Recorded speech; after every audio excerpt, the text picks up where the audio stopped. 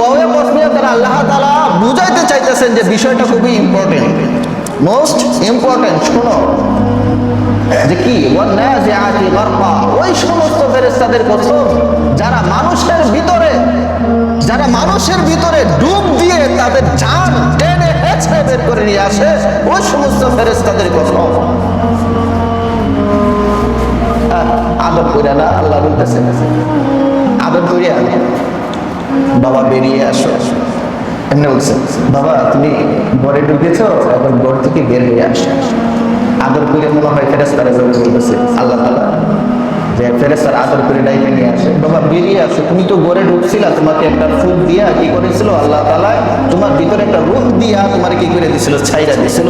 আর তোমাকে একটা ঘরের ভিতরে, তোমার এই বডির ভিতরে 3.5 হাত বডির ভিতরে এই রূহটারে ঢুকাইয়া দিছি। এখন বাবা তোমার সময় হয়ে গেছে, তুমি বের হয়ে আসো। না, এইভাবে না, আল্লাহ বলতেছেন ওই সমস্ত ফেরেশতাদের কসম যারা মানুষের দেহের মধ্যে প্রবেশ করে সেখান থেকে তাদের রূহটাকে টেনে হেঁচড়ে বের করে নিয়ে আসে, ওই সমস্ত ফেরেশতাদের কসম। এটা হচ্ছে কি কাফের, বেঈমান, বিদঈন যারা আছে। আমি বলেছিলাম কাফের এবং মুমিনের মধ্যে যে মৃত্যুর যন্ত্রণা হয়, সেই মৃত্যুর যন্ত্রণাটা এর মধ্যে তফাৎটা কি, মুমিনের তফাৎটা কি আর কাফেরদের তফাৎটা কি।